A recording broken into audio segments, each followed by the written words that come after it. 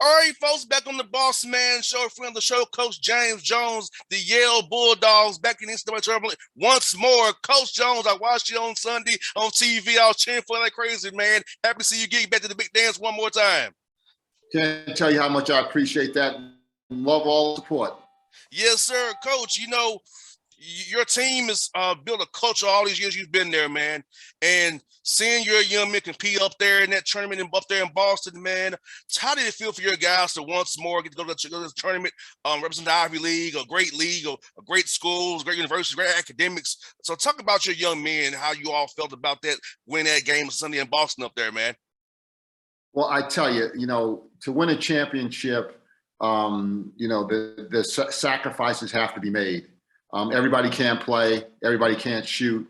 Everybody don't get to do all the good things that go along with winning a championship. Somebody's got to do the dirty work. Somebody's got to do the hard work. Somebody's got to sacrifice. So to go and put that together and to win and to know the sacrifices that our guys put into it, it's just really special. And I can't be happier for the young men in our program. And Coach, defensively, I saw your guys locked in, Coach. Very connected, very calm, collected out there, man. Just talk about the keys that this win streak you're on right now. Winning this tournament, the last game before this tournament started. Talk about your guys locking in, knowing that, hey, we have a chance to do some great things here. Talk about that, Coach. Yeah, well, we went into that game, knowing that we were right where we thought we would be. When the season started, we thought we'd have a chance to win the championship and get to the NCAA tournament. So once we got there, and then the locker room, we're talking and building for that week. We talked about being focused and not letting the moment be too big for us, and to make sure that we were spent our time thinking about what we had to do on the floor and what our jobs were, as opposed to what it might be like if we won, right? I think it's hard not to have those thoughts go through your mind, but you got to quickly refocus and get yourself, totally into what it is you need to be doing on the court. And our guys were able to do that. And like I said, I couldn't be happy for them and Yale Nation and everybody having a little piece of this win. No doubt, Coach. And, so he had a storm in a little while there, Coach. He was off the court for 2 weeks of game action, probably with COVID activities up there in January. Talk about how you kept your team together and focused during that time when you couldn't get on the court and play ball the way you all love to do every day. Yeah, we had a tough time there with that, not being able to play and being able to get together. That year we had off all last year. We didn't get a chance to play, and we had a few guys working out, and most of my guys were home and out of school, so they could save their eligibility to play here at Yale. So it was a tough time, and this year we got off to a slow start because we had a bunch of guys injured. We got the COVID bug in December, where we had to we were missing practice, couldn't practice. The protocols here at Yale were very stringent. We were not allowed to do a lot on the court in terms of safety for our kids. And, so that was tough. But once we got together and once we made a little change in the starting lineup, we started to roll. And we've been trying to ride that wave ever since. Well, I love watching your team, Coach. Your guys have for each other, play for each other. It's really locked in. Like the bench was very engaged and very into it. Talk about your guys being a family, man. Because I can see on TV, like, man, these guys are really in it with each other. It's really a brotherhood out here for the Yale Bulldogs. Yeah, so we have 19 guys on our roster. So I got more disgruntled employees than I have happy employees, if you look at it that way, right? Mm-hmm. So I knew that my biggest challenge this year was going to be able to manage expectations, because with 19 players, if I played 8, that means that I have, 11 guys that don't play. So that's really hard, that when you're not playing and then you come to practice every day and you don't get a chance to get that nugget to go in the game and try to help you win or lose. That being said, our guys have taken their roles. They understand who they are, and they're in it for the betterment of Yale basketball.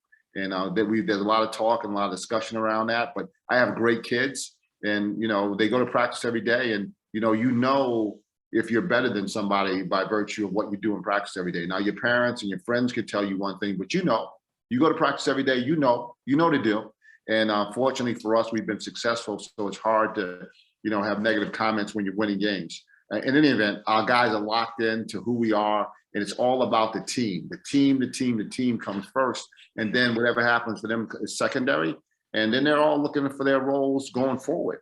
It may not be this year, but it may be next year, maybe the year after. But they're all looking for their role in the battle for those positions to try to help us win on the court. But our guys, like I said, are locked in. They care about Yale basketball more than they care about themselves, and that's when you have a special group. And the guy that really cares, coach, is Azar Swain. That kid was amazing, coach. Turning MVP for you guys. Talk to me about that young man, coach, and what he's meant to your program and what he means to you personally as a young man. All right. You got any nails at your house? You got any nails? I do. Yeah, this dude is tough as nails. He's tough as those nails. You know, he can bite metal and spit bullets. He's so tough. He was a football player in high school. Just one of those guys that is going to do anything that it takes to be necessary to win games by any means necessary. He's one of those guys. Gym rat, great connection with his father. They have an unbelievable relationship where his dad gets on him much harder than Coach Jones ever did. Oh, wow. After the game, he gets on him much harder than I ever will. In any event, he's built the right way, and he's been able to make some unbelievably tough shots for us. Shots that you don't let anybody else take, he makes.